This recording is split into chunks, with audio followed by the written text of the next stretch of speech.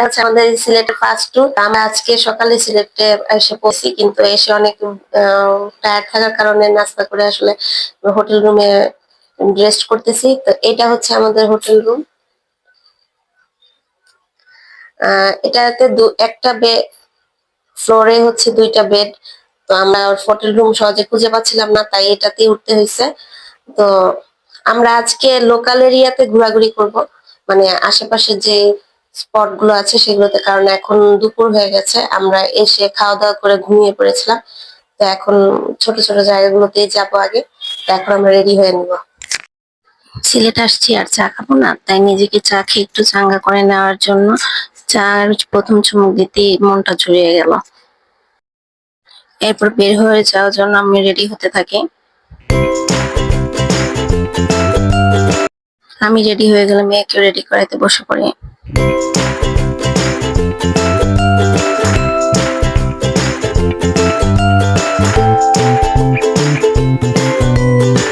Ready হয়ে প্রথমে আমরা চলে যাই হোটেলের পাশে থাকা হাসপাতালে। সেই হসপিটালটা দেখার জন্যই চলে আসছিলাম। হসপিটালটা দেখে তো আমি পুরো অবাক, মানুষজন বলতে গেলে নাই, খুবই সুন্দর ছিল। প্রথমে আমরা ঘুরতে যাই হচ্ছে শাহজালাল মাজারে। মাজারের ভিতরে আমরা ঢুকতেছি।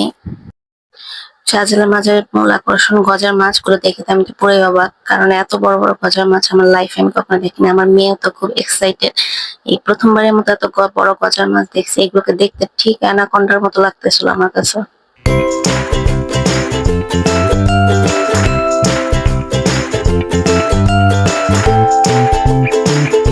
মাজার প্রাঙ্গণে মেয়েরা আসতে পারলে উপরে ওঠা মেয়েদের নিষেধ ছিল সম্পূর্ণরূপে, তাই আর উপরে ওঠা হয়নি। তো আমি, আমার মেয়ে এবং আরেকটা বাচ্চা ছিল আমাদের গেস্ট, তো ওরা একসাথে আমরা সবাই মিলে কবুতর দেখতে চলে যাই। জালালি কবুতর ছিল এগুলা। এটা হচ্ছে সাধারণ আরেকটা মূল আকর্ষণ। তো জালালি কবুতর, এতগুলো জালালি কবুতর দেখে তো খুবই ভালো লাগতেছিল। আর চারিদিকে যেদিকে চোখ যাচ্ছিল ওদিকে কিছু কবুতর দিয়ে ভরা ছিল। কবুতর গুলো এখানে খাবার দেওয়া হয়, প্রচুর কবুতর ছিল এখানে।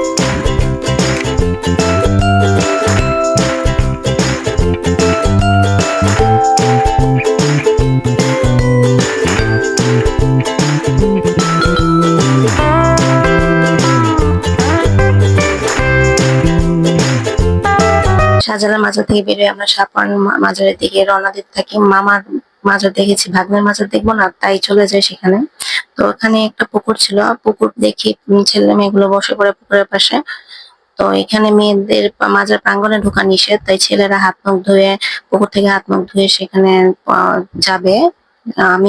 আমরা সবাই বাইরে থেকে যাই, যেহেতু মাজার ভিতরে ঢোকা যাবে না, তাই বাইরে থেকে দেখতে থাকি। এখানে একটা বিশাল বট গাছ ছিল, বট গাছগুলো অনেকগুলো শিকড় বের হয়ে গেছে।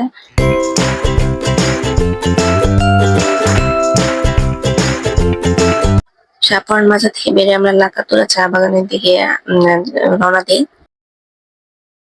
লাকাতুরা চা বাগানে এসে দেখি লাকাতুরা চা বাগানটা খুব একটা বড় নয়, কিন্তু প্রথমবার চা বাগান দেখেছে এবং প্রথমবার টিলা দেখতে পাচ্ছে, এগুলো দেখে আমি খুবই এক্সাইটেড হয়ে পড়ি।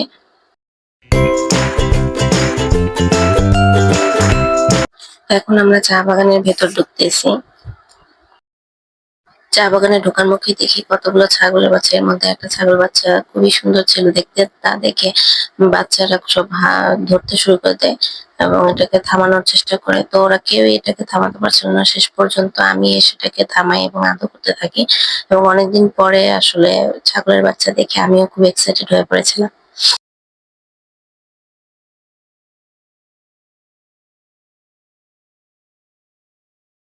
এবং শেষ পর্যন্ত আমি ছাগলের বাচ্চাটাকে কোলে নিই এবং ওরা এটা দেখে আদর করতে থাকে। আমার কোলে রেখে ওরা ছাগল বাচ্চাগুলোকে চা পাতা খাওয়াতে থাকে। ছাগলও চা পাতা খায়, বুঝেন কেমন অবস্থা।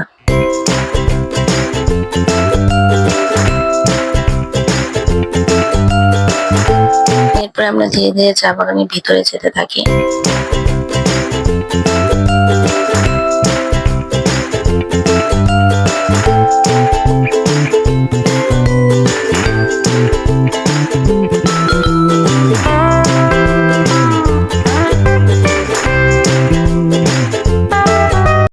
এখানে একটা পাহাড়ি টিলা ছিল, তো আমরা ডিসিশন নিয়ে পাহাড়ের উপর উঠবো।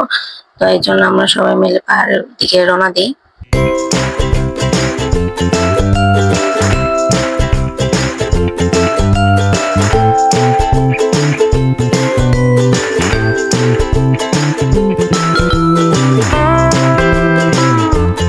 আসলে বাচ্চা ছেলে মেয়ে নিয়ে এগুলো চা বাগানের বের হয়ে তারপর টিলার মধ্যে উঠা একটা খুব ঝামেলার ব্যাপার হয়ে যাচ্ছিল, কারণ উঁচু নিচু অনেক জায়গায় খানাখন্দ ছিল, যে কারণে বাচ্চাদের নিয়ে উঠতে বেশ কষ্টই হচ্ছিল আমাদের। তো অবশেষে আমরা চা টিলার উপরে উঠে পড়ি এবং উঠেই দেখি যে সূর্য প্রায় ডুবতে বসেছে, কিন্তু দেখতে অনেক সুন্দর লাগছিল ভিউটা, চারপাশটা খুবই সুন্দর লাগছিল আর চা বাগানগুলো সারি সারি ছিল, সুন্দর লাগছিল। তো আমরা কতগুলো পাহাড়ি ফুলের গাছ দেখতে পাই। এই ধরনের ফুল আমি প্রথমবার দেখছি, এগুলো আগে কখনো দেখিনি। আপনারা জানলে অবশ্যই কমেন্ট করে জানাবেন। তো অনেক কষ্টের পর টিলার উপর উঠে আমি কিন্তু খুব খুশি, আর চারপাশটা দেখতে অনেকটা সুন্দর ছিল।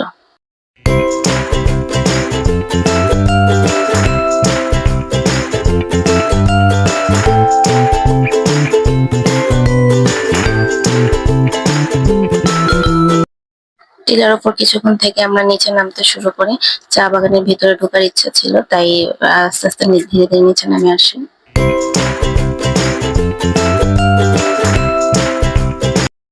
চা বাগানের ভিতর কিন্তু বেশ গরম, তারপরেও খুব ভালো লাগছিল, কারণ এই ধরনের এত সবুজ আমি আগে কখনো দেখিনি। তো চা পাতা দেখে আমিও একটু চা তোলার শখ হলো, তা নিজে নিজে একটু ট্রাই করে থাকি যে কিভাবে চা তোলে। তো সন্ধ্যা হয়ে আসতেছে দেখে আমরা এখান থেকে বের হয়ে যাওয়ার জন্য প্রস্তুতি নিতে থাকি।